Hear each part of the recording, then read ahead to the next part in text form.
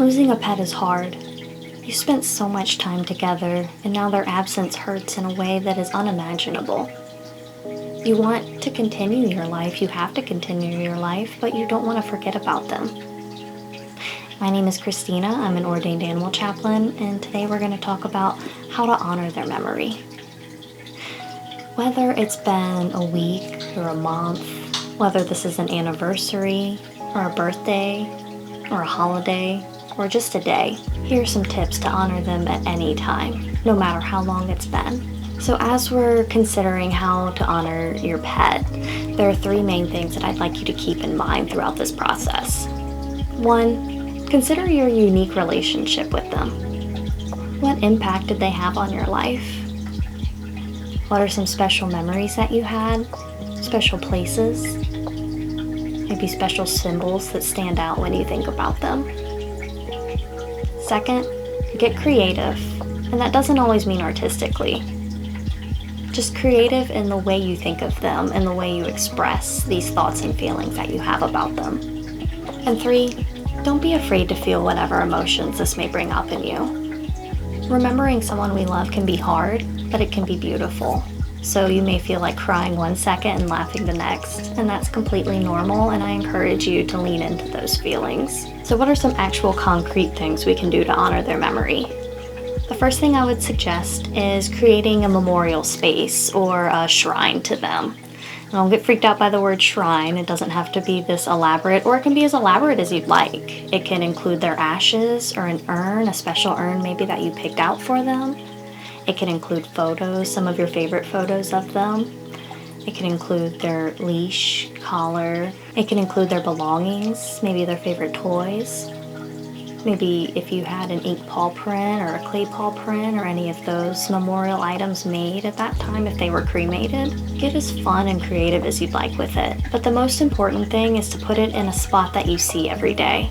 And this is creating a spot that you can go to and remember them, a specific place where you're saving that space for them, you're creating that space for them. And so as your day goes on, as life goes on, as we get back into our routines and just the everyday hum and bum of life, there's still a place where you can go and say, I remember you and you mattered to me and you still matter to me.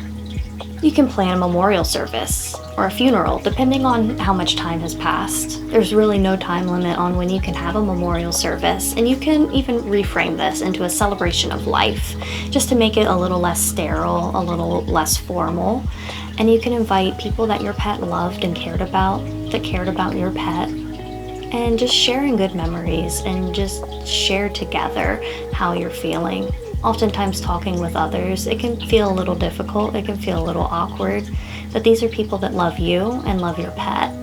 And the healing that can come from sharing in memories is worth kind of the awkward, what are we doing here kind of moments.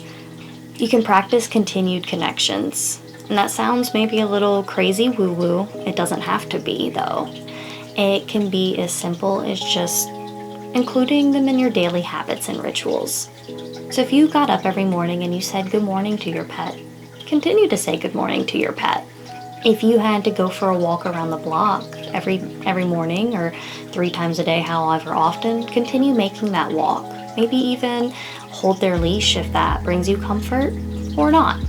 And this can also include keeping their personal items in their place. If they had a specific bed, or their food bowls went somewhere, or if there was a piece of furniture that they particularly liked under the window or in a special spot, any of their personal items, even down to their toys or a blanket or anything like that, you can keep them where they're at, and you can honor that that was the space that they occupied and that you were saving that space for them. Even if they're not here, they're still here.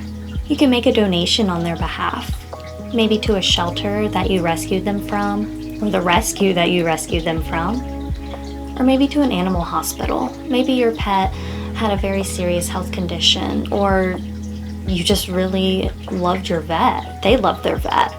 And maybe you just want to make a donation on behalf of another pet struggling in the same way that they did, or another family that is going through something in a similar fashion that you have with your pet.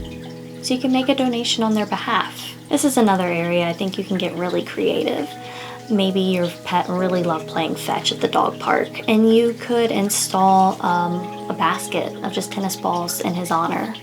Or I've seen like a stick library if he really loved running with sticks or collecting sticks. Anything like that, if you can just find a way to reach out to your community and honor not only your pet's memory, but the memory of other people's pet in large, that's a really beautiful way to do it as well. You can write a letter, or poetry, or a song, but you can write something. Write directly to them. Write about how you're feeling. Write about memories that you shared. Maybe regrets. Maybe hopes and dreams that you had. Hopes and dreams that you still have. Just write to them whatever you're feeling. Don't be embarrassed or ashamed, or if you are, just write it down, whatever feelings that brings up. Write to your pet as if they're going to read it. Or maybe writing that directly, putting it out that vulnerably isn't as easy. Maybe you can express it through poetry. Maybe you are musically talented and you can write a song. However you can express that is a great way to honor their memory. Kind of in line with the last one, you can make art, and through whatever medium you prefer, whether that be paint or colored pencils or a digital form or making a collage or a scrapbook. But just the process alone of creating something can be very cathartic as you're going through all the emotions of missing your pet. And then at the end, you have this physical, tangible thing that you can hang on the wall, that you can put on the shelf and pull out whenever you're ready to remember them and to honor their memory. And lastly, and maybe most importantly, you can talk about them. Whenever you think about them, talk about them. Share memories. Share good memories. Share laughs. Share tears. But if you're thinking about them, talk about them. Don't be ashamed of anybody that wants you to feel like, why are you still talking about them? They're gone. Talk about them. Keep their memory alive. Do what feels right for you. But as we talk about the people that we've loved, the people that we've lost, and the pets that we've loved and the pets that we've lost, that is the best way that we could keep them alive. We're not saying, no, this hurts too much to talk about. We're saying, I love them this much that I want to continue this relationship even though they're not here, even though it hurts. And as you share your pain, as you share memories with others, the pain lessens and it gets easier, at least a little easier. If you're interested in more tips or advice for how you can honor your pet's memory, feel free to reach out to my email, or you can find me at findanimalchaplain.com, or many other wonderful qualified animal chaplains that are here to support you.